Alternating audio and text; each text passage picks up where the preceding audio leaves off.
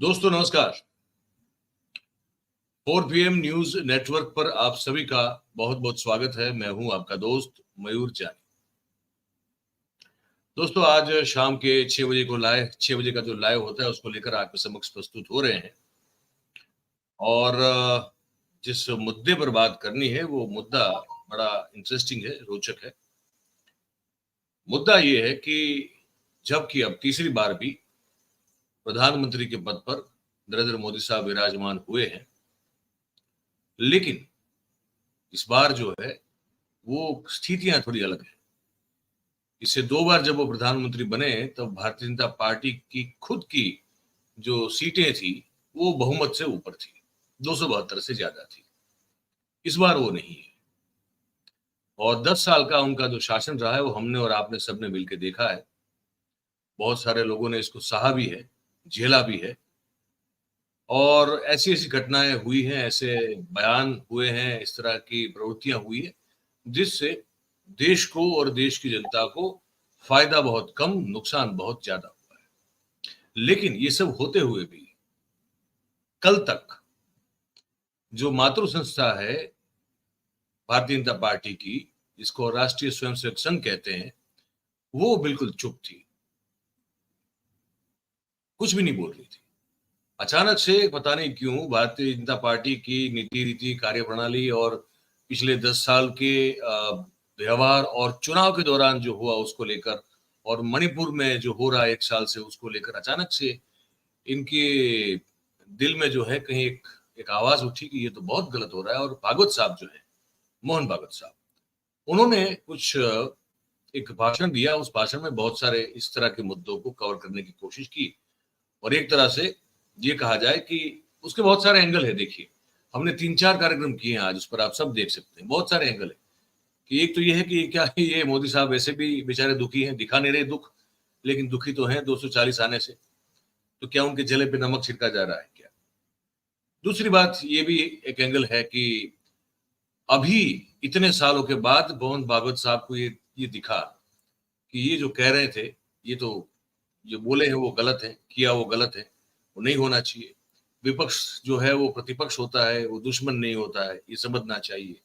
मणिपुर में 10 साल शांति रही और अचानक 1 साल से क्यों जल रहा है, इस पर क्यों गंभीरता से कोई काम नहीं किया जा रहा है, ये सब चीजें जो है वो अभी क्यों याद आई। तो इन सब एंगल्स को कवर करते हुए, सब दृष्टिकोण को देखते हुए हमने सोचा कि आज एक चर्चा करते हैं। हमने जो जानकार और विद्वान लोग हैं देश की राजनीति में, उन सभी को जो है आज आमंत्रित किया हुआ है। आप सब में से जानते ही हैं। मैं सिर्फ आपका सभी मेहमानों का नाम लेके जो है आपके समक्ष उनका तारुफ करवा दूंगा। आप जानते हैं राकेश अचल जी हैं, बहुत ही वरिष्ठ पत्रकार हैं। प्रदीप श्रीवास्तव जी पता नहीं कितने दशक से, शायद 3 या 4 दशक से जो है वो संसद भी कवर करते हैं और पॉलिटिक्स को बहुत करीब से देखते हैं।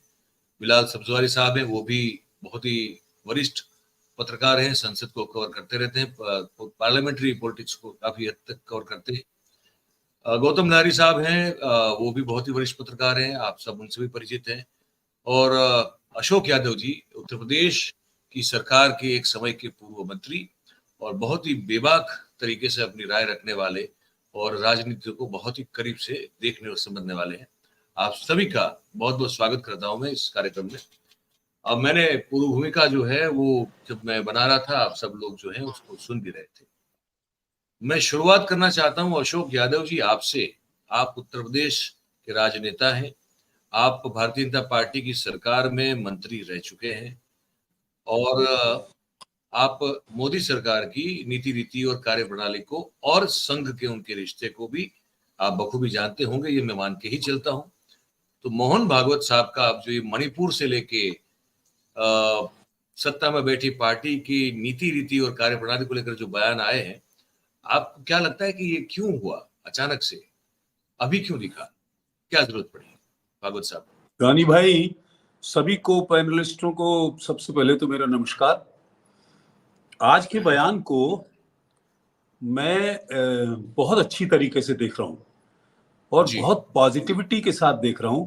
हालांकि लॉ में एक कोट कहा जाता है कि justice delayed is justice denied. किसी बात में अब आप अपना मशवरा देते हैं और बहुत वक्त के बाद देते हैं तो फिर वो लेट हो जाता है। लेकिन आज उनका जो बयान है उसने पॉलिटिक्स में एक हलचल क्रिएट करती है। उसके लिए मैं भागवत साहब का बहुत बहुत शुक्रिया अदा करना चाहता हूं कि जो आज उनका लहजा था वो बहुत जबरदस्त और तीखा लहजा था। और ये अगर ये बात ऐसे कही जाए कि ये तो मुमकिन है कि उसकी आवाज दबा दी जाए, ये तो मुमकिन है कि उसकी आवाज दबा दी जाए, लेकिन उसका लहजा कभी फरियाद नहीं हो सकता, ये मोहन भागवत ने आज साबित कर दिया है। और उनके बहुत जबरदस्त तेवर हैं, ये सब दुरुस्त है। हो सकता है वक्त की नजाकत को उन्होंने समझा हो, लेकिन सरकार बनते ही उन्होंने ये जो सवाल उठाया है वो बहुत काबिले तारीफ है। ठीक है, लेट हो जाती हैं ये चीजें, लेकिन सही वक्त पर उठाया है। मैं वो है ना कि मायूस ना हो, अपने इरादे बदल ना बदल, ये तस्वीर किसी लम्हे बदल सकती है। सरकार की जो कमजोरी है प्रदीप भाई, बिलावल भाई, राकेश जी, उसको देखते हुए उनका बयान बहुत मायने खेज बयान है। और उन्होंने कोई कोर कसर नहीं छोड़ी है, कोई कोर कसर नहीं छोड़ी है। हालांकि हिस्टोरिकल फैक्ट्स ये भी हैं कि जो मैं टेलीग्राफ में भी निकला, कल परसों की बात है, 226 डेथ हुई, 1500 लोग इंजर्ड हैं, 60,000 लोग गायब हैं, उनका कोई रिकॉर्ड नहीं है। और यह स्थिति तब आई जब चीफ मिनिस्टर को घेर कर अटैक कर दिया गया। ये मतलब हाईजेस्ट सिचुएशन है। अब इसके बाद कुछ नहीं, कत्लो गारत की ये मैक्सिमम स्थिति है। और वायलेंस, मैथीज कुटीज, वो टेक्निकल मसले हैं, उनमें हम नहीं जा रहे हैं। और ये देखिए, इसलिए उनका स्टेटमेंट बहुत मायने रखता है। और सारी नेशनल मीडिया ने, सारे लोगों ने उसे बहुत प्रायोरिटी पे कवरेज मिला है। तो उनकी शिकायत को, उनके कद काठी को देखते हुए उन्होंने जो तंज किया है, जो कहा है, वो सीधे प्राइम मिनिस्टर को एड्रेस किया है। क्योंकि प्राइम मिनिस्टर कहीं गए नहीं और चीफ मिनिस्टर पर अटैक हुआ, तो उनका कहना जायज है और उसको पूरे फुल कंसिडरेशन में लेना चाहिए, उसको पूरी इंपॉर्टेंस देनी चाहिए। और सरकार बनते ही ये बड़ा सवाल उन्होंने करा है। और इस पर मुझे लगता है कि मोदी के मिजाज को देखते हुए उनको ये बात अच्छी नहीं लगी होगी। लेकिन अपनी जिंदगी के पूरे सियासी दौर में, चाहे आप 20 साल का, 22 साल का उनका इख्तिदार समझ लीजिए, पहली दफा Modi is a very weak in position, पहली दफा। हालांकि डिपार्टमेंट बांटने में उन्होंने कोताही नहीं करी है।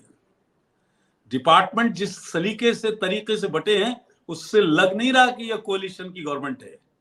उसमें पूरी उन्होंने, जो उनकी मनमानी थी, यह भी एक तरीके से गलत है। जो लोग साथ में आए हैं उनको साझेदारी ठीक नहीं मिली, इसलिए उनका बयान और मायने रखता है। भागवत साहब ने जिस पिच पे वो कहा है वो जरूर अपने रंग दिखाएगा। और मुझे उम्मीद है, ये डेमोक्रेसी में आज उन्होंने बहुत जबरदस्त रोल किया है। भागवत साहब को इस बात के लिए मुबारकबाद देना चाहिए। मुद्दा देर से उठाया, लेकिन बहुत सटीक उठाया, और उनके बोलने के मायने हैं। मुझे लगता है इसके असरात आपको जल्दी से सियासत में दिखाई देंगे। ये मेरा, मैं प्रदीप जी आपके पास आना चाहता हूं। मुझे ये समझ में नहीं आ रहा, ठीक है अशोक जी कह रहे हैं कि इसके मायने बहुत अद्भुत हैं और दिखाई देंगे, बस अब जाके क्यों? ये तो देख रहे हैं ना धृतराष्ट्र की तरह, ये तो देख रहे हैं धृतराष्ट्र की तरह। ये युद्ध सभा चल रही थी, ये मतलब कि जो लोकतंत्र का चीरहरण हो रहा था, धृतराष्ट्र बैठे थे, भीष्म बैठे थे, जैसे ये भी बैठे थे। अब तक क्यों नहीं बोले? अब बोल, एक साल पहले बोलते तो क्या प्रॉब्लम होती? मणिपुर को लेकर जो स्थिति बनी थी, अभी क्यों? 1 साल 1 महीना 7 दिन जी, 3 मई को ये शुरू हुआ था, 3 दिन मणिपुर जलता रहा। तो 1 साल 1 महीना 7 दिन भागवत जी लंबी विदेश यात्रा पर गए थे या किसी गुफा में चिंतन कर रहे थे। इतनी चीजें हो गई, उनको दिखाई नहीं दी।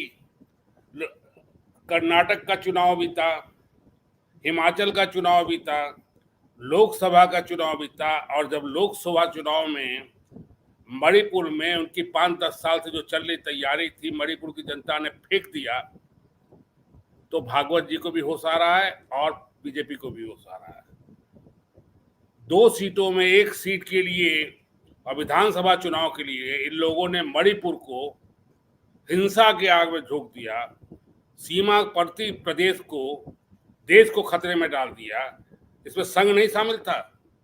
ये क्या एथनिक लड़ाई थी?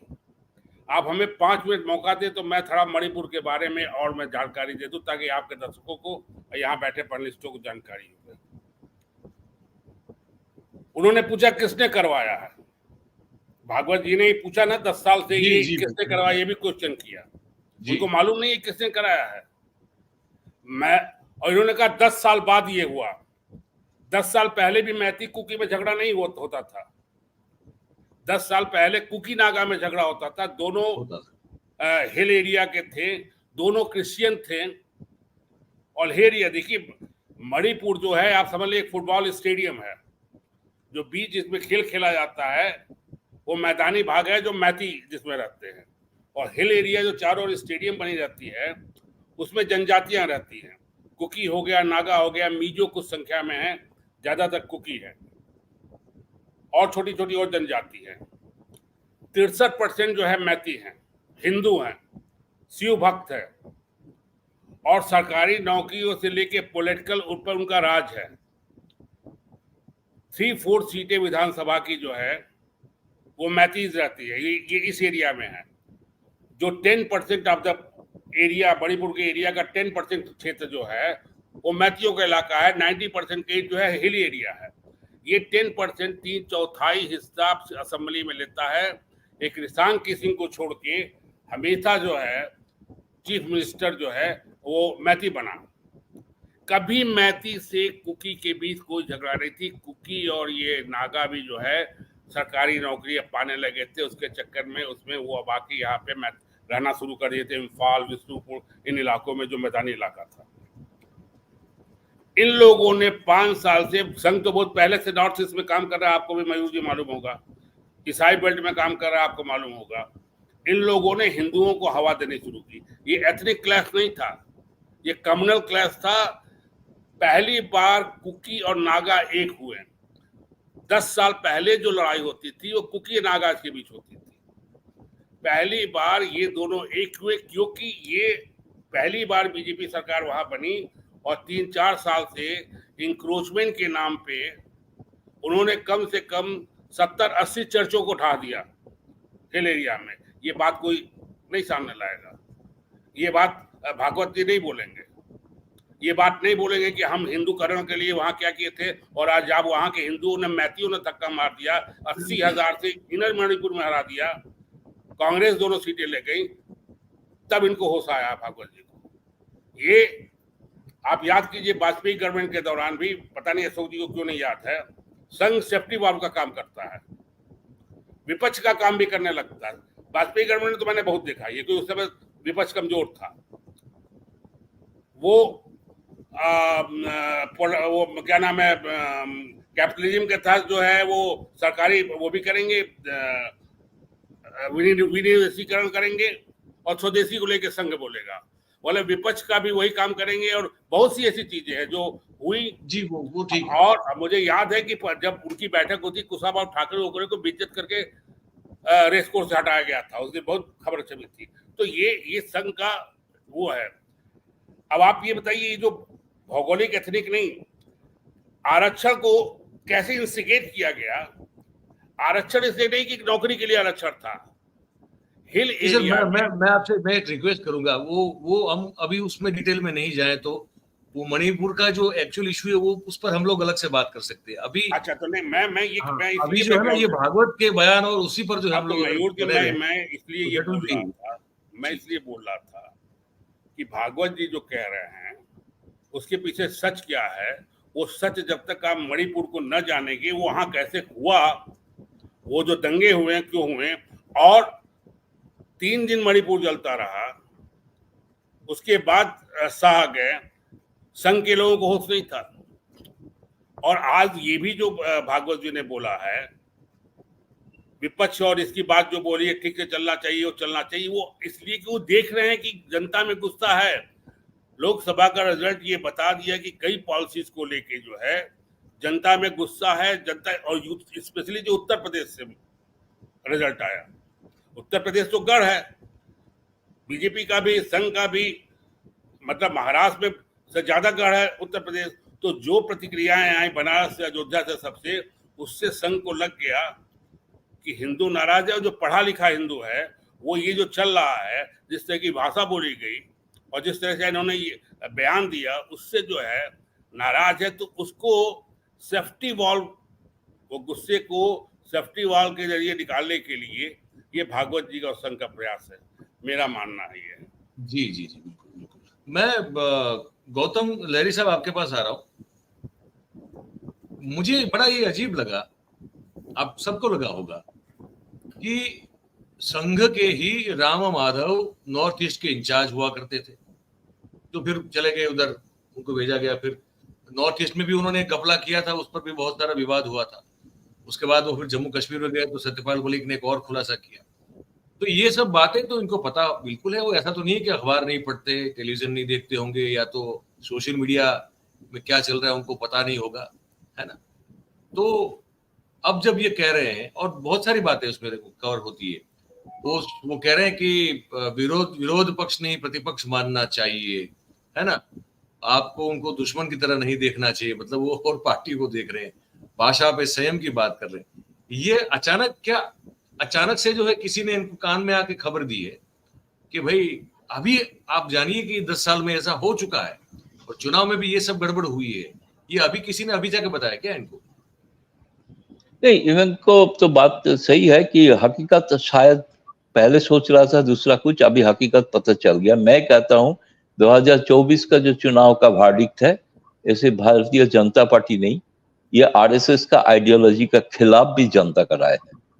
जहां एक मणिपुर से अयोध्या, चित्रकूट, राम सेतु टू नासिक, सब जगह पे इनका जो हार हुई है, ये आरएसएस का आइडियोलॉजी का हार है। मैं बीजेपी तो उसका मुखौटा है, एक्चुअली है तो पीछे आरएसएस। ये जो अभी जो उन्होंने बयान दिया, ये शायद अपना पीठ बचाने के लिए, आरएसएस को बचाने के लिए, एक सहानुभूति अदा करने के लिए ये बयान दिया गया। मैं इसमें कतई उत्साहित नहीं हूं, कतई उत्साहित नहीं हूं। जिस देश में प्रधान, शायद गौतम जी का नेट गड़बड़ हुआ लगता है मुझे। वो आएंगे तो फिर से उनसे हम जुड़ेंगे। जहाँ बैठे हैं वहां नेट हमेशा गड़बड़ रहता है। ऐसा है क्या?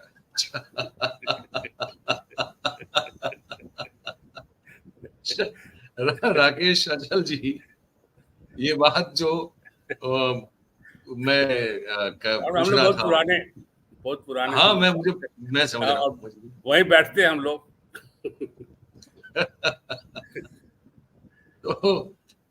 तो ये क्या पीठ बचाने की बात है या लीपापोती करने की? आ गए क्या? अच्छा, हाँ फिर से तो हाँ जी वो आवाज का बहुत ही, प्रदीप जी कह रहे थे कि वो आप जहाँ बैठते हैं वहाँ नेट की बड़ी प्रॉब्लम रहती है।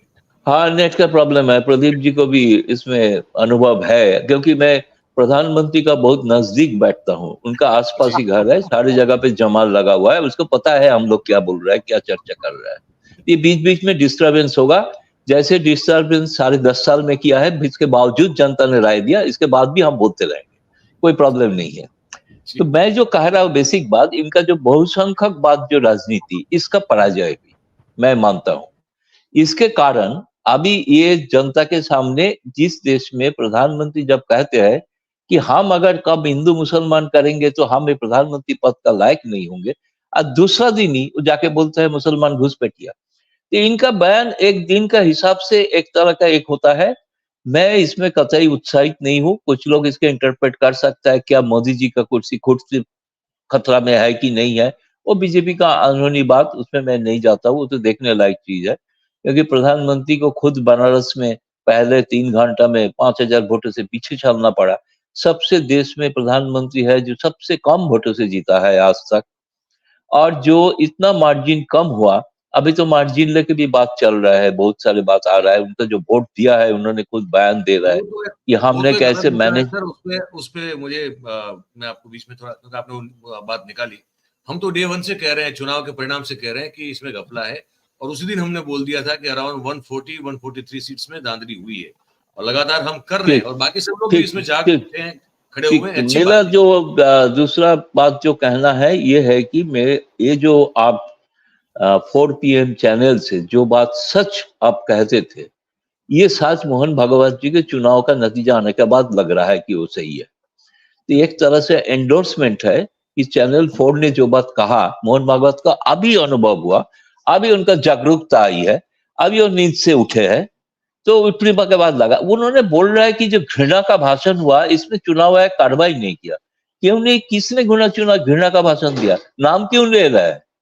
जिसने भाषण दिया था उसका नाम तो हम सब जानते हैं, कौन भाषण दिया था लगातार कि कांग्रेस ने वो जीतने के बाद भैंसा चुरा लेंगे, सारे प्रॉपर्टी मुस्लिम को दे देंगे। ये किसने कहा था? मोहन भागवत का नाम लेने में कि शर्म आता है?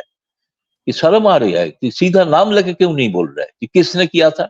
नाम लेके बोलिए ना। अगर लगता है कि राहुल गांधी कुछ गलत बोला है तो उसका भी नाम लेके बोलिए। वो नाम लेने में कतर रहे हैं क्योंकि नाम नहीं बोलना चाहते।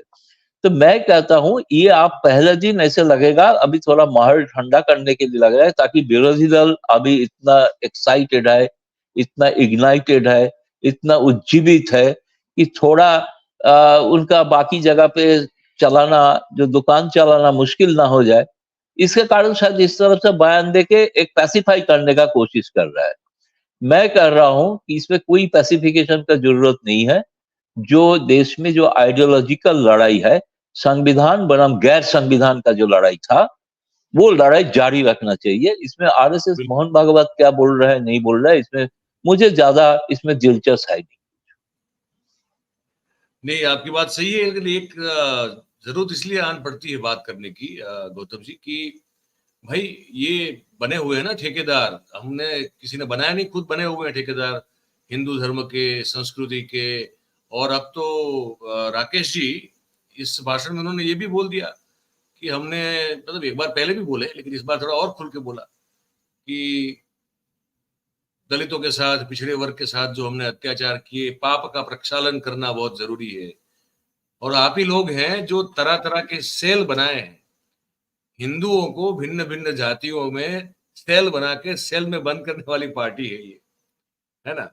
गोविंदाचार्य का वो एक्सपेरिमेंट आप सब जानते हैं कि उसने शुरू किया कि अलग अलग तरह के सेल बनाओ, दलितों का अलग से सेल, अनुसूचित जनजातियों का अलग से सेल, फला डॉक्टर का सेल, वकीलों का सेल, अलग से सेल बनाइए। हिंदुओं में अलग अलग जो है बांटने का काम करने वाले। अब वो कहते हैं ये बूंद से गई वो हौद से नहीं आती वो, और मगरमच्छ के आंसू नहीं तो क्या है ये, राकेश जी? धन्यवाद मयूर जी। देखिए, अभी गौतम दा ने कहा कि वो इस बात को गंभीरता से नहीं लेते हैं कि मोहन भागवत ने क्या कहा, तो मैं इत्तेफाक रखता हूँ, मैं भी बहुत गंभीरता से मोहन भागवत को नहीं लेता। आपको शायद मुझे ये बता देना जरूरी है कि संघ के जो मोहन भागवत से पहले 2 सरकारवाह थे, उनसे मेरे बहुत निकट के संबंध रहे। संवाद बहुत खुल के होता था। हालांकि उस संवाद के बाद मैं जान पाया कि भारतीय जनता पार्टी के नेता हों या संघ के प्रचारक हों, दोनों का डीएनए एक है। तो इसमें आपको भागवत साहब के इस बयान को की मीमांसा करने से पहले आपको नड्डा साहब का बयान याद रखना पड़ेगा। उन्होंने कहा था कि भारतीय जनता पार्टी को संघ की जरूरत नहीं है, लेकिन संघ ने कुछ नहीं कहा। संघ ने आज भी, भागवत साहब ने इतनी सारी बातें कहीं पर उपदेश कुशल बहुतेरे वाली कि ये करना चाहिए, ये नहीं करना चाहिए, ये हो गया, प्रक्षालन कीजिए, लेकिन उन्होंने आज तक ये नहीं कहा कि उन्हें भारतीय जनता पार्टी की जरूरत नहीं है। देखिए, राजनीतिक रूप से काम करने के लिए, सत्ता को माध्यम बना करके अपने एजेंडे को अमल में लाने के लिए उन्हें भारतीय जनता पार्टी की जरूरत कल भी थी, आज भी है, कल भी रहेगी। और मणिपुर का जहां तक मामला है, मणिपुर का जो उन्होंने सबसे पहले बात मणिपुर की उठाई, तो जाहिर है कि 2014 में पहली बार मणिपुर में भारतीय जनता पार्टी की पांव जमाने से पहले संघ ने वहां पूर्णकालिक अपना प्रचारक नियुक्त किया था।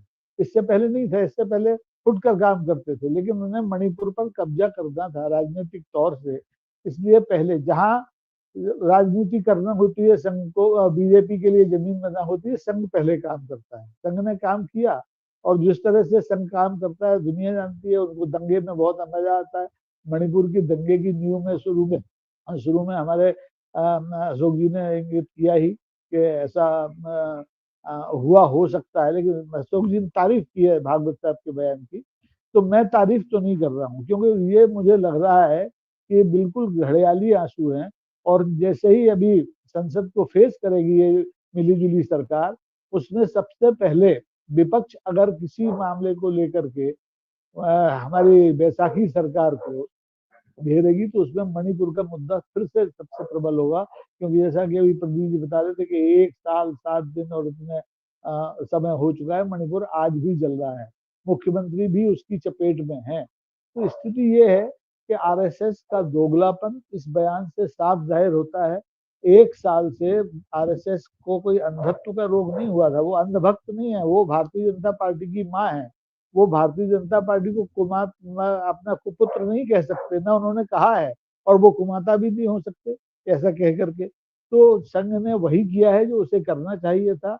जैसे शुरू में अभी साथी ने कहा था कि ये एक प्रेशर वाल्व की तरह काम करते हैं, तो उन्होंने इससे पहले कि संसद शुरू हो, लोग संसद में अब तो प्रबल हैं, पहले तो 150 लोगों को आपने फेंक दिया था, अब आप एक आदमी का भी निलंबन करने से पहले 100 बार सोचेंगे। तो ये संसद में हंगामा हो इन तमाम सारे मुद्दों को लेकर के, आरक्षण को लेके, हिंदू मुसलमान को लेके, मणिपुर को लेके, और वो जो भारतीय जनता पार्टी का पंचमकार था, मंगल सूत्र और क्या गुजरा फुजरा तमाम सारी, इन सब चीजों पर हंगामा हो, इससे पहले इन्होंने खुद हंगामा करने की कोशिश की है, ताकि वो जो गुस्सा है, जो लाड़ी साहब कह रहे थे, थोड़ा सा कम हो जाए, प्रेशर थोड़ा सा निकल जाए, रिलीज हो जाए। लेकिन मुझे लगता है कि का वर्षा जब कृषि सुखानी, अब तो बहुत देर हो गई है। अब संघ की इस उपदेशात्मक भाषा का कोई अर्थ नहीं रह गया है। और आप देखेंगे कि इस भाषण के बाद हमारे डॉक्टर मोहन भागवत, वो तो पशुओं के चिकित्सक हैं, मनुष्यों के बारे में कितना जानते हैं मुझे नहीं पता, तो वो हास्य के पात्र बनेंगे। और इस पूरे बयान को विपक्ष लेके उड़ेगा, और ज्यादा आक्रामक तरीके से संसद में और सड़क पर इन्हीं मुद्दों को लेकर के नए सिरे से संग्राम शुरू करेगा। जी मयूर जी बिल्कुल सर, बिल्कुल। बिलाल भाई, तो क्या अब ये माना जाए कि अब चलिए इतने साल बाद ही सही, लेकिन मोहन भागवत जी ने, जो कि सब ने सही कहा कि वो तो जनक है, माता पिता जो मान लो आप भारतीय जनता पार्टी के, वही तो है। तो अब जब बोल दिया है, तो क्या आगे से अब भारतीय जनता पार्टी के नेता, मोदी साहब हो या और कोई हो, वो क्या अनाप शनाप बोलना बंद कर देंगे? ऐसा लगता है आपको? वो क्या संसद में जो जो इतनी विकृत भाषा का प्रयोग उनके सांसद करते हैं, वो भी बंद कर देंगे? क्या वो विपक्ष को दुश्मन मानना बंद कर देंगे, और जो दुश्मन है उसको दोस्त मानना बंद करेंगे? क्योंकि वो चीन के प्रति तो ऐसा ही बर्ताव कर रहे हैं। और तो क्या लगता है कि ये डांट से सुधर जाएंगे, कि ये जैसे अब सब कह रहे हैं ये घड़ियाली आंसू है, इसमें सिर्फ फेस सेविंग की बात है, बाकी कुछ होना नहीं है इसमें? देखिए मयूर भाई, सभी पैनलिस्टों ने अपनी अपनी बात रखी और सभी लोगों ने बहुत ही महत्वपूर्ण बातें, लेकिन जो हालात इस वक्त देश में बने, जिस तरह से इस चुनाव के बाद जिस प्रकार का मैंडेट आया है, और इस मैंडेट के माध्यम से जिस तरह से डेमोक्रेसी मजबूत हुई है, लोकतंत्र मजबूत हुआ, और इस लोकतंत्र की जो एक सुंदरता होती है, जो उसका लचीलापन होता है, जिसमें विपक्ष की भागीदारी भी होती है, जिसमें पार्टिसिपेटरी डेमोक्रेसी का भी कंसेप्ट है,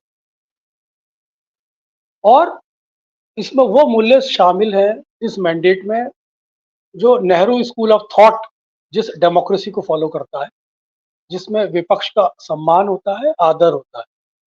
तो ये जो मैंडेट जनता ने दिया है, एक तरफ तो इस सेंटिमेंट के साथ मोहन भागवत जी ने अपने आप को ट्यून्ड करने की कोशिश की है, उस सेंटिमेंट पर अपने आप को धरने की कोशिश की है, उस सेंटिमेंट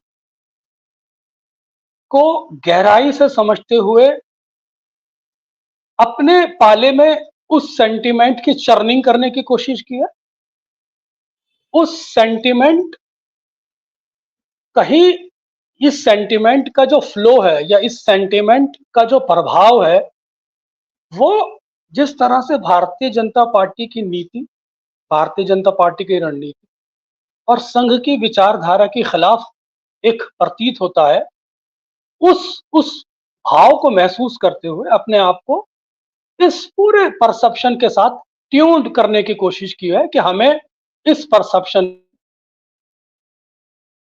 लगता है कि बिलाल भाई का भी कुछ वहां लफड़ा हुआ है। चली गई है, शायद बिजली चली गई, मुझे लगता है वहां पे उनके वहां लाइट चली गई है। लाइट चली गई। अशोक जी, आप कुछ क्या कुछ खाना वाना खा रहे हैं आप बात करते करते? क्या है, बताइए हमको भी। आपका ऑडियो तो अनम्यूट कर दीजिए, माइक। मैंने वो राकेश जी ने भी कहा, प्रदीप भाई ने कहा, मैं भाई ओपनिंग बैट्समैन था इस डिबेट में, है ना? तो मैं बहुत इधर उधर बॉलें मार लेता, तो ये डिबेट जो है रास्ते पे नहीं आती मैं अच्छा, मुझसे कोई उम्मीद नहीं करता कि मैं इतनी नरम भाषा बोलूंगा। तो मुझे लग रहा था पुराना घर याद आ जाता है अशोक जी। तो प्रदीप भाई जो है, मैं दूसरे एंगल से उसको देख रहा था। मैं इसलिए देख रहा था कि देखिए, उसकी सब्जेक्टिविटी में तो अपन बाद में जाएंगे।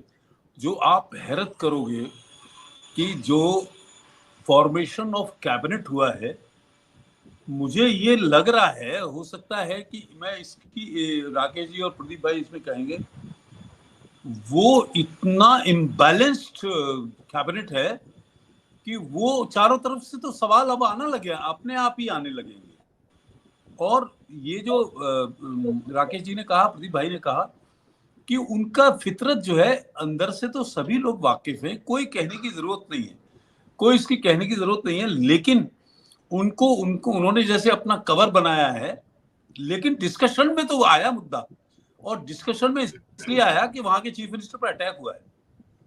ये लोग बड़े बड़े, देखिए, मैं एक इसमें से जो पूरे इलेक्शन में से जो चीज निकली है, वो भी आपकी इस डिबेट में कि उत्तर प्रदेश ने जो मैंडेट दिया है, प्रदीप भाई, राकेश जी, वो कमाल का मैंडेट है, बिल्कुल कांप गए हैं लोग। तो ये एक कांग्रेस, क्योंकि हम लोगों की तो ये डिबेट आज हो रही है, तो इसमें उनको पहला डिबेट है उसके इलेक्शन के बाद। हम लोग तो इलेक्शन से पहले जो जो कह रहे थे वो अलग बात है, लेकिन उत्तर प्रदेश ने शील्ड ले ली है, तो वो लोग और मुद्दों पे धीरे धीरे करेंगे स्ट्रेट। और जिस तरीके से उन्होंने कैबिनेट बनाई है, कल से परसों से आप सवाल देखना क्या होगा, इतना चारों तरफ से उस रेशियो में मैं देख रहा हूं, उस परसेप्शन में देख रहा हूं कि एक बात उन्होंने, ये बात देखिए, उनको सब लोग जानते हैं, उसमें कहने की जरूरत नहीं है। उन्होंने जो कहा है उसको चारों तरफ से अटैक होना शुरू होंगे। और उसमें राकेश जी ने तो बहुत बहुत जबरदस्त बात कही, प्रदीप भाई ने पूरी हिस्ट्री बता दी। मुझे इतनी हिस्ट्री का मणिपुर का अंदाजा नहीं था, टू बी वेरी ऑनेस्ट। और उनके मिजाज का तो है, मैं तो इतने दिन उनके साथ रहा हूं, लेकिन उसमें अटल जी का वक्त होता था, वो दूसरी तरीके से पेश आते थे, ये लोग दूसरी तरीके से पेश आते हैं। अब वहां गए नहीं तो उनको कवर कह दीजिए या क्या कह लीजिए, लेकिन मैं एक बात बताता हूं, उन्होंने जो डिबेट है उसको ओपन किया है, जिसमें उन्होंने, ऐसा नहीं कि उनकी सेफ्टी हो जाएगी, बोलने से कुछ नहीं हो जाता, आपने किया क्या, वो अपने आप वहां तक पहुंचती है। तो उस परस्पेक्ट में बात को यही हम कह सकते हैं कि डिबेट ये होगी, और भी डिबेटें होगी, क्योंकि कैबिनेट अपनी बनी, वो भी एक बड़ा मसला है। लेकिन ये डिबेट तो उन्होंने शुरू कर दी है, तो ऐसा नहीं है कि कोई शुरू करेगा डिबेट तो कोई इसको बख्शेगा, ये मेरा कहना। बिल्कुल। मैं मयूर जी, मैं बोलूं? हाँ बिल्कुल बिल्कुल, आप ही का आप ही का नंबर है। क्योंकि आप मेरे ही पर आते इसलिए मैंने कहा मैं ही शुरू कर दूं। ऐसा है कि ये सही कह रहे हैं, ये डिबेट ये आम जनता को पैसिफाई करने के लिए नहीं है। अब बीजेपी का देखिए एक एक चीज बहुत बीच में एक बीच ये नाइंसाफी है। हमको भी भूख लगी है, हम ऐसे ही बैठ रहे हैं, आप हमारे सामने खाना खा रहे हैं, ये आप जो है हम पर अब अत्याचार कर रहे हैं अशोक।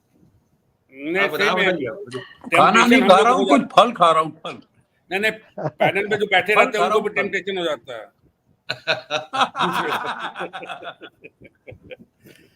जी तो जी मैं कह रहा था बताइए। मयूर भाई कि ये जो ये मेनली जो देखिए, जिस तरह यूपी की मैंडेट ने जवाब दिया है कि हिंदू कार्ड, सांप्रदायिक कार्ड नहीं चलेंगे, ज्यादा नहीं चलने वाले, उतना ही मणिपुर ने जवाब दिया है जिसको कि आप हम लोग देख नहीं पाए। वो पूरा खेल ही हिंदू का था। केवल एक राज्यसभा और एक लोकसभा की सीट के लिए और विधानसभा के लिए हिंदू को पोलराइज करने का खेल जो है 5 साल खेला, वीरेंद्र सिंह के जरिए खेला। वीरेंद्र सिंह हटाए क्यों नहीं गए? जहां 6 महीने से लॉ ऑर्डर खत्म है, सेंटर से भेजा गया संभालने के, लेकिन पहला कौन कुप का भागी होता? Chief minister. लेकिन चीफ मिनिस्टर हटाया क्यों नहीं गया? उल्टे आज ये हो रहा है कि चीफ मिनिस्टर ये बयान दिया। चीफ मिनिस्टर तो नाटक किया था कि वो उसको हटाया जा रहा था तो 50 लोग इकट्ठे हो गए कि नहीं इनको नहीं हटाया जाए, नहीं ऐसा कहीं होता है। वो भी नाटक आप लोगों ने देखा कि साहब इनको ना हटाया जाए, ना हटाया जाए। ये कुल मिला के जो अशांत बीजेपी का वर्ग है, संघ का वर्ग है, कि साहब ये इतना बेवकूफ़ी करते चले जा रहे हैं, इस तरह की भाषा बोलते चले जा रहे हैं और हिंदुओं को भी भड़का दिया अपने भाषा से, मुजरा और ये कह के ये कर दिया। तो फिर इन्होंने, और मणिपुर अब जब हार गए दोनों सीट, जब तक नहीं हारे थे तब तक नहीं बोले थे, तब तक उनको नहीं दिखाई देता। जब दोनों सीट हार गए, मतलब वो जो खेल खेल रहे थे, जो बीजेपी खेल कर रही थी संघ के साथ मिलके, उसका गलत जवाब मिल गया। अब वो आसाम से भी डरे हुए हैं, वो नागालैंड से, अरुणाचल में भी डरे हैं। तो इसलिए अब ये जो है इन्होंने बड़े सोच समझ, संघ ऐसे नहीं बोलता है। और भागवत बोलते हैं अशोक जी तो संघ बोलता है, सरसंघ चालक बोलेगा तो संघ ही बोलेगा, उसमें कोई ये नहीं है कि या राम माधव भी बोलेंगे तो संघ ही बोलेंगे, संघ ही बोलेगा। हाँ हाँ हाँ। तो इसलिए मुझे ये कोई डाउट नहीं है। तीसरी चीज जो है, उस समय रिपोर्ट आई थी भाई, इंडियन एक्सप्रेस में रिपोर्ट छपी थी 7 तारीख को, 7 मई को मुझे याद है। वो कोई हैदराबाद में थे, प्रोफेसर थे, वहाँ के थे। और यही नहीं, ये सेना और राष्ट्र की बात करते हैं, संघ की बात करें, बीजेपी के नहीं मिलती। इस दंगे के 15 दिन बाद निशिकांत सिंह हैं लेफ्टिनेंट जनरल, उन्होंने ट्वीट किया कि कोई है जो सुन रहा है, जो यहाँ हो रहा है, कोई है जो सुन रहा है, और हैशटैग किया पीएम, गृह मंत्री और रक्षा मंत्री को। और उस पर वीपी मलिक ने जवाब दिया कि एक मणिपुर का सैनिक जो इस तरह बोल रहा है, इस पे जवाब देना चाहिए था एक और सैनिक, लेकिन संघ ने नहीं जवाब दिया। वो ट्वीट इनको नहीं दिखाई दिया, जबकि वीपी मलिक जो कारगिल युद्ध में सेना चीफ रहे वो बोल रहे थे। वो सारी चीजें आई हैं। तो ये नाटक जो है केवल संघ के लोगों को, और जो बीजेपी के इंटेलेक्चुअल भी क्या होते हैं, उनको इस सब से मतलब नहीं रहता है। नहीं तो मोदी आज तक पीएम बने रहते हैं, वो उनको घुमा दिया जाता है, घूम जाते हैं। भागवत जी ने घुमा दिया उनको। जब आप जैसा सीजन नेता हल्के से एक क्षण के लिए घूम गया तो आप सोचिए बाकी लोगों का क्या हाल हुआ होगा। तो लोग घूम गए होंगे भागवत के वजह से। और पाल रॉस ने कहा था, उस आदमी ने कोट किया था, पाल रॉस बहुत बड़े समाजशास्त्री थे, कि दंगे दो तरह के होते हैं, एक स्फूर्त दंगा होता है, स्वस्फूर्त, एक होता है संस्थागत दंगा, उसको क्रिएट किया जाता है, उसे प्रक्रिया में लाया जाता है, उसे फैलाया जाता है। ये लिखा था वो मणिपुर के बहुत बड़े वो है, इंटेलेक्चुअल है, वो हैदराबाद में है, इंडियन एक्सप्रेस उनका आर्टिकल छपा था, उसमें मैंने देखा था। मणिपुर का दंगा संस्थागत दंगा था, क्रिएट किया गया, उसको लाया गया, और लाने वाले टूल्स कौन थे? ये लोग थे। तो इसलिए वो, अच्छा एक ही और लास्ट में मयूर जी, ये जो आपका कैबिनेट बना है, इसमें भी मोदी ने जो है ये दिखा दिया कि प्रेशर में नहीं है, कमजोर होते हुए भी प्रेशर में नहीं है उन्होंने। आप ये देखिए वही, और ये जो मेन पोर्टफोलियो उन लोगों के पास है जो उनके जेब में है। वह स्टॉक कौन से हैं? हरदीप पुरी, प्रधान, पीयूष गोयल, निर्मला सीतारमण, अमित शाह और राजनाथ सिंह, वो तो मोदी जी जेब में लेके घूमते रहे हैं। जो ये जो 5 बार 6 बार जीता है, क्या नाम है राजस्थान के जो हैं, मेघवाल, उनको शेखावत नहीं है, शेखावत को नहीं तो वहां के है शायद, उनको वो दिया है राज्य मंत्री, जो 5 6 बार के लोकसभा जीते हैं, सीनियर लोग हैं, उनको राज्यसभा दिए हैं, राज्य मंत्री बनाए हैं। जी जी बिल्कुल, बात सही। बिलाल भाई के वहां बिजली देवी रूठ के चली गई थी। जी तो अमृत काल में बिजली का जाना मैं भी भुगतता हूँ, आप भी भुगत रहे हैं दिल्ली में बैठे बैठे। चलिए, तो अच्छी बात है। अब आप जो है आपकी बात आधी अधूरी रह गई थी, तो आप जरा जो है उसको आगे लेके फिर जो है बताएं। तो मयूर भाई, मैं ये कह रहा था कि मैंने अपना फर्स्ट पार्ट तो पूरा ही कर ही लिया जी, जिसमें मैंने कहा कि मौजूदा बयान जो इस वक्त मैंडेट मिला है उसके भाव से अपने आप को उस भाव पर तैराने की कोशिश, या उस भाव को के इमेजिनेशन को, उसके सेंटिमेंट को कैप्चर करने की कोशिश है, उसके साथ ट्यून करने की कोशिश है। पहला मेरा टेक ये था। दूसरा ये था कि साथ ही साथ आप ये देखिए गौर से कि उन्होंने सरकार के एजेंडे को भी अप्रिशिएट किया है। उन्होंने कहा कि देखिए, हम आर्थिक रूप से, सामरिक रूप से भारत ने एक तरक्की की है और आज हमारा नाम विश्व में जाना जाता है। तो उन्होंने जो सरकार का एजेंडा था उसको भी एड्रेस करते हुए उसकी तारीफ की है। तो दोनों तरफ उन्होंने खेलने की कोशिश की है, दोनों सेंटिमेंट उन्होंने कैश करने की कोशिश की है। तीसरा कोण जो मैं एक वैचारिक दृष्टिकोण से देख रहा हूं, जो एक बहुत लॉन्ग टर्म जिस पर वो काम कर रहे हैं, जिस पर वो बहुत दिनों से काम कर रहे हैं, और उसके उदाहरण आप कहें तो मैं पेश भी कर सकता हूँ। मेरा शॉट लंबा हो जाएगा। जब आपने देखा होगा कि राम मंदिर के बनने के बाद संघ प्रमुख ने और रिकॉर्ड पर ये कहा कि अब हम देश में कोई आंदोलन नहीं चलाएंगे, ये रिकॉर्ड पर उन्होंने कहा था। जी।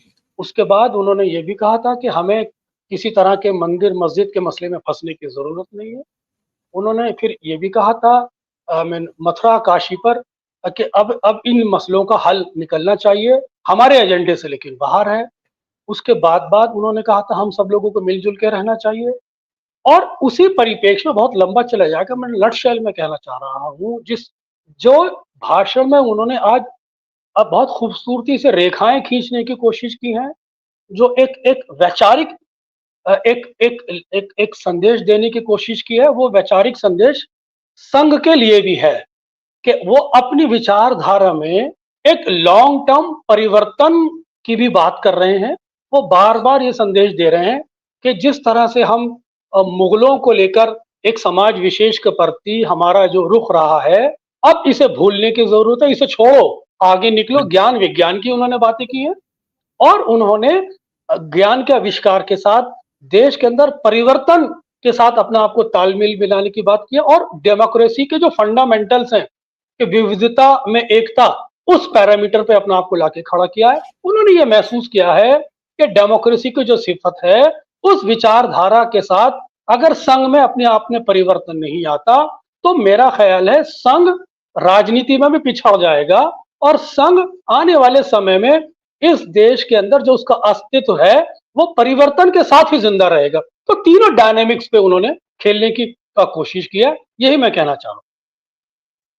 हाँ, ये भी आपका एक जो एंगल है समझने के लिए, ये भी एक बहुत अच्छा एंगल है बिलाल भाई। राकेश जी,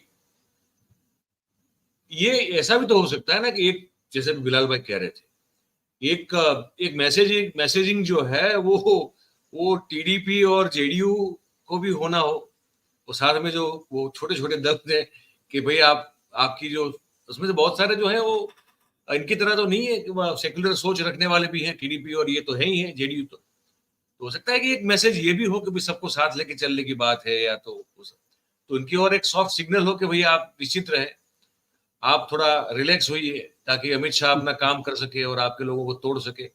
क्या लगता है आपको? देखिए मयूर भाई, बात यह है कि अब दादा भी आ गए हैं तो मैं मन की बात कह लेता हूँ कि मैं जी मणिशंकर अय्यर की तरह तो कोई शब्दों का इस्तेमाल करता नहीं। मैं नीति वाक्यों और जो सांस्कृतिक हमारी धरोहर है उनकी बात करता हूँ। पहला, जी रामचरितमानस से बात करता हूँ और उसको आप संग से जोड़ सकते हैं। एक चौपाई है कि नवन नीच की अति दुखदाई, जिमि धनु अंकुश उरग बिलाई। ये 5 लोग होते हैं, अंकुश हो, धनुष हो, बिल्ली हो, सांप हो। ये अगर नीचे नवे तो आप समझिए कि बहुत घातक है। ये ऐसा घातक। पलट के हमला करेंगे कि आप उसकी कल्पना नहीं कर सकते, पहला। दूसरा, फिर एक हमारा जो नीति श्लोक है जो हम लोगों ने बचपन में 4ठी-5वीं कक्षा में कंठस्थ किया था कि उपदेशो ही मूर्खाणाम प्रकोपाय न शांतये, उपदेशो ही मूर्खाणाम प्रकोपाय न शांतये, पयंपानाम भुजंगानाम केवलम विषवर्धनम। आप यही कर रहे हैं। आप किसे उपदेश दे रहे हैं? उन बच्चों को जो आपके बच्चे हैं ना, बीजेपी वाले, तो वो तो पहले से ही उनका जो जो दंश है उस देश ने 10 साल में झेल लिया। आप उन्हें उपदेश दे करके, उन्हें दूध पिला करके सोच रहे हैं कि सुधर जाएंगे, तो ये सुधरने वाले नहीं हैं। तो कुल मिलाकर स्थिति ये बनने वाली है, जैसा कि शुरू में दादा ने कहा था कि इस पर भरोसा नहीं करना चाहिए। डॉक्टर भागवत ने क्या कहा, उनकी भागवत श्रीमद् भागवत नहीं है। वो उनकी स्थिति में मुझे अपने जो शरद पवार है वो जरूर याद आते हैं। आज कल उन्होंने कहा औरंगाबाद में, या कहाँ कहा, किसी सभा में अपनी एनसीपी की 25वीं सालगिरह पर कि साहब मुझे भटकती आत्मा कहा गया है और मैं भटकती आत्मा हूँ और इनका पीछा नहीं छोड़ूंगा। तो इस देश में ऐसी ढेरों भटकती आत्माएं हैं। मणिपुर में तो हजारों की संख्या में 60,000 लोग गायब हैं। तो ये सब आत्माएं हैं, ये इस सरकार का पीछा नहीं छोड़ेंगी और इस सरकार को बहुत जल्द आईना दिखा देंगी। जी गौतम जी, आपकी टिप्पणी के बाद फिर हम इसको आज समाप्त करने वाले हैं। आपका भी तो है वो नेट आता जाता रहता है, उम्मीद करता हूँ कि इस बार थोड़ा टिका रहेगा आपकी टिप्पणी, और उसके बाद फिर मैं कोशिश किया, कुछ टेक्निकली कुछ कोशिश किया, अभी देखते हैं। लोकेशन चेंज किया आपने घर के अंदर लोकेशन बात यह है कि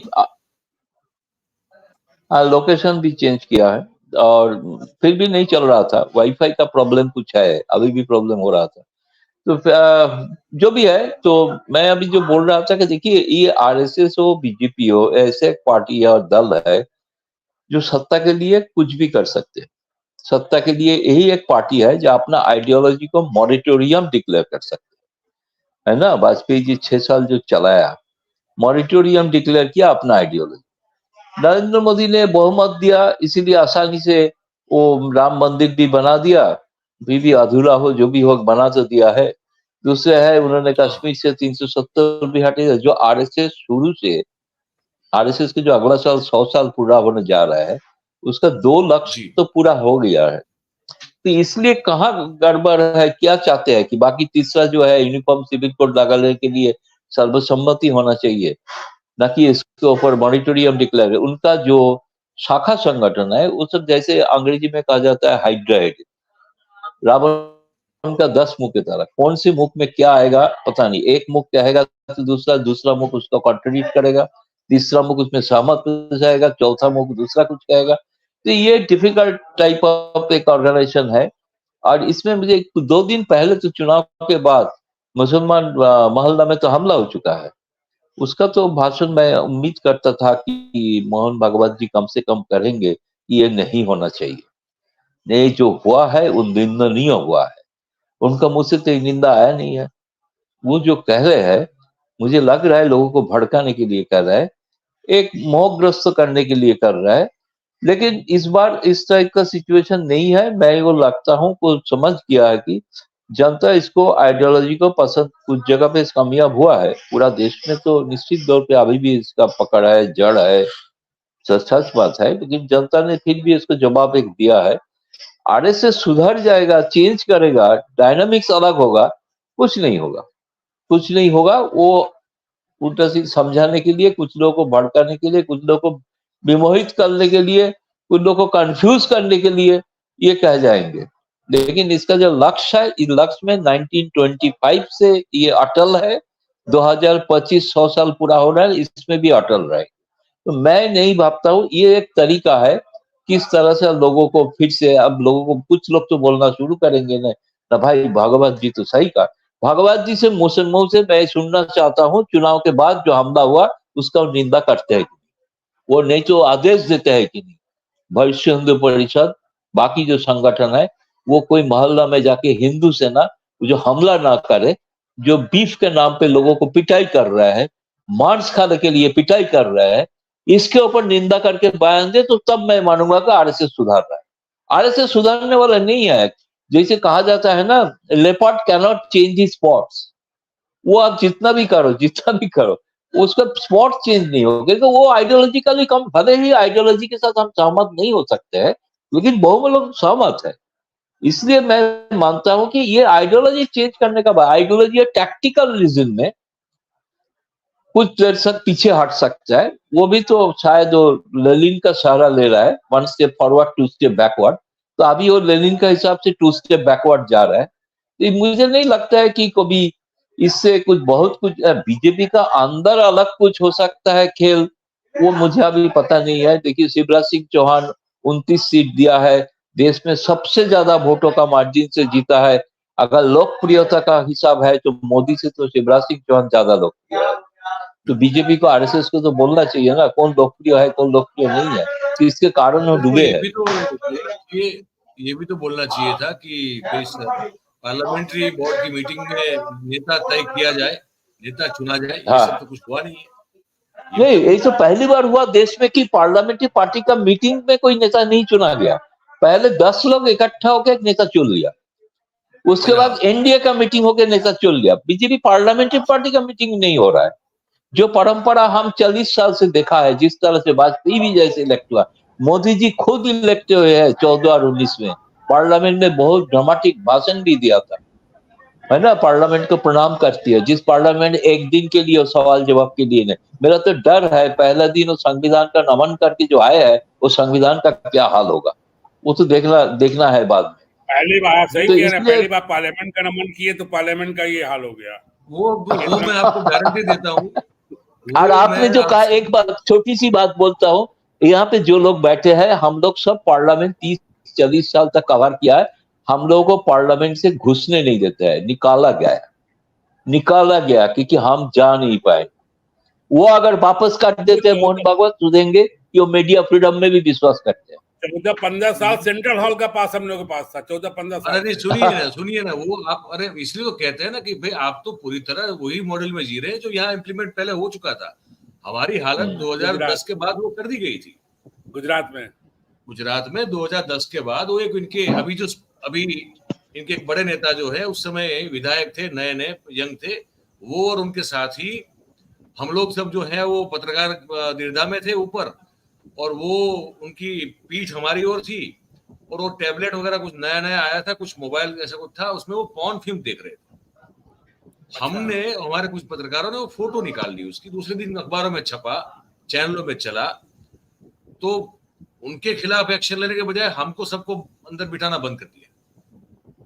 ये तो कर्नाटक में भी हुआ था, ये कर्नाटक में भी हुआ था, विधानसभा में पोर्नो के जरिए पाया गया। उसके बाद कोई एंट्री नहीं है, उधर है बाहर, उधर मतलब बाहर से ही आपको वहां एक टेंट बना दिया गया है, उधर बैठिए आप, धूप हो बारिश हो जो भी हो आपकी मर्जी, बैठना है। विधानसभा में कोई नहीं कवर कर सकता है, अभी अंदर नहीं जा सकता है कोई, कैमरा लेके तो कोई नहीं जा सकता है।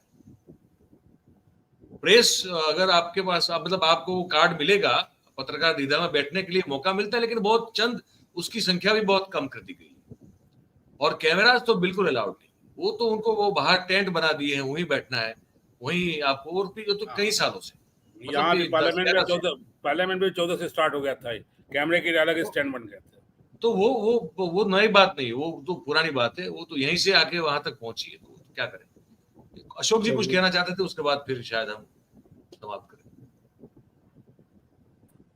कि देखिए आपका माइक इस पूरे परसेप्शन में एक बात याद रखिए कि फॉर्मेशन ऑफ जो कैबिनेट हुआ है, अब जो भी कही जाएगी बात उस स्लाइड में कही जाएगी। प्रदीप भाई ने एक बात कही, राकेश जी ने भी कहा कि कैबिनेट जो फॉर्म हुई है उसका पहला मैसेज ये है कि उन्होंने किसी दबाव में फैसला नहीं लिया है। शुरू होंगे, चंद्रबाबू नायडू की अपनी मजबूरी है कि उन्हें स्टेट में, उनका खाली है स्टेट, उसमें कोई पैसा नहीं छोड़ा गया है। उनको अपनी स्टेट को जिंदा रखना है, अपनी पॉलिटिक्स को साबित करना है, इसलिए वो नहीं बोलेंगे। नीतीश कुमार जी की और कभी कहीं कॉम्प्लिकेशंस हैं। आप इस पूरे परसेप्शन को इस लाइट में लीजिए कि फॉर्मेशन ऑफ कैबिनेट जो है उसमें कहीं कोई मजबूरी नहीं झलक रही है आज के दिन। ये बात मैं कहना चाहता हूं, और इसको ये भी कहना चाहता हूं अपनी बात, क्योंकि आपको कंक्लूड भी करना है कि जब से तेरे निजाम में आया है मैं कदा, जब से तेरे निजाम में आया है मैं कदा, बहला रहा है तू हमें खाली गिलास से, अब तो आवाम को खुशियों से नवाज दे, घबरा गए हैं लोग गमों के लिबास से। कोई चीज इसमें से देखिए, ये ही इज चैलेंजिंग कि मैं अब कौन सा डिपार्टमेंट है जो नहीं किया। अगर पूरी भी कैबिनेट, पूरी भी मेजॉरिटी आती तो यही हाल होता। तो प्रेशर कुछ नहीं है और उनकी मजबूरी है कोई। फारसी की एक बात मुझे याद आ रही है, वो और कह के मैं अपनी बात खत्म करना चाहता हूं कि बंद बावश, बावश कहते हैं पिंजड़े को,